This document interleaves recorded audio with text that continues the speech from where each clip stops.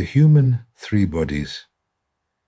Believe me, when I started writing about the three bodies, the last thing that crossed my mind was Liu Cixin's book, The Three-Body Problem. The novels are delightful and their film adaptation is even better, but our problem with the three bodies is completely different. At this point, our personal path is the most crucial issue to focus. The first thing that must be understood is that everything we said in our recent posts, i.e., adversities and opposites, fight a battle of their own for what we call the emotional world, or otherwise the soul. Soul, in its overall total, is one of the three forms that every human being has on a personal level. Each human has a physical, a mental form, and a spiritual form. It is inside the second form that the sexual confusion occurs, along with many other ideologies, which many try to shift in the material form. The results are well known and need not be mentioned. This is not the purpose of this post. Fortunately, in the spiritual form, things are rather indifferent. There the ideas, genesis, etc., need no act of fertilization. In the material form, finally, everything has been stabilized for centuries. We have dealt with this subject before, but let's take a closer look at the three forms, which many times, and for justifiable reasons, we refer to as bodies. The main reason is because the concept of the body embraces a set of processes that are limited by the boundaries set by the body that encloses them. Whether they are referred to as bodies or as forms, they do not cease to be states of the same thing, which basically characterizes a unity in life. The human condition can be determined by its individual elements only in cases of study.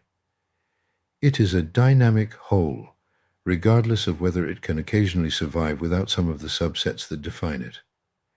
It can live with one kidney, one arm, and without several other organs that we don't have to list. The human entity lives even with transplants of some organs. This does not mean that these organs operate independently. Existence assimilates and integrates them into its own whole. This is very clear as far as the material body is concerned. We know it because modern scientists have proven it. But doesn't the same thing occur with the mental body as well? It does exactly the same. Spending time with individuals who have mental illness will undoubtedly have a profound impact on you. The mental body is like an inductive coil that transfers whatever the primary circuit receives to the secondary.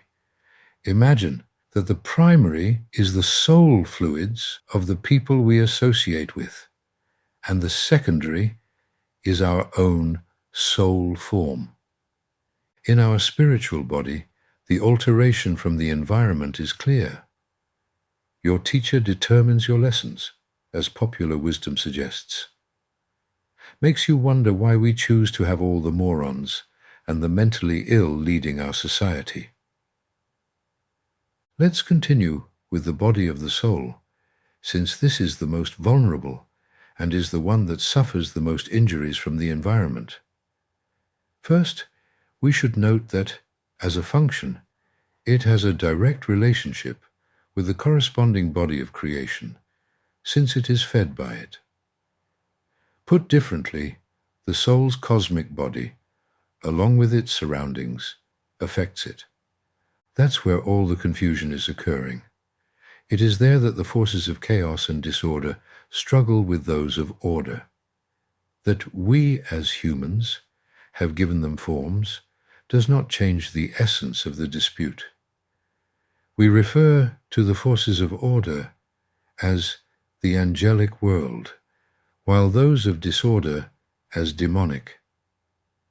I will use these terms to help us understand what's really going on. These forces are adverse forces. In other words, as one increases, the other decreases. The more order, the less disorder. In simple terms, we don't have 100 angels on one side and 100 devils on the other.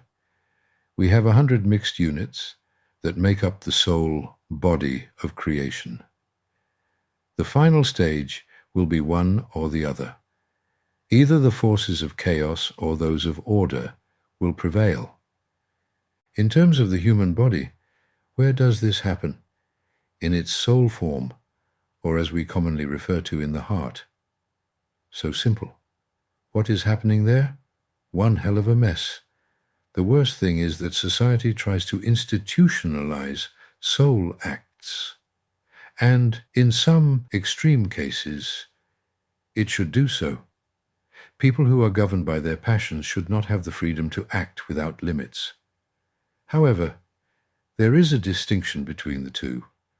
Legislate in the detail of an average function. Something similar exists in a sensitive area of life, in the behavior of love.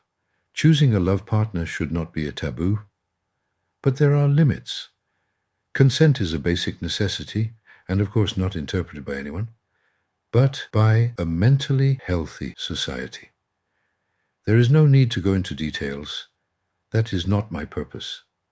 I simply want to explain that the form of the soul is the one that humanity is struggling for, struggling to balance it.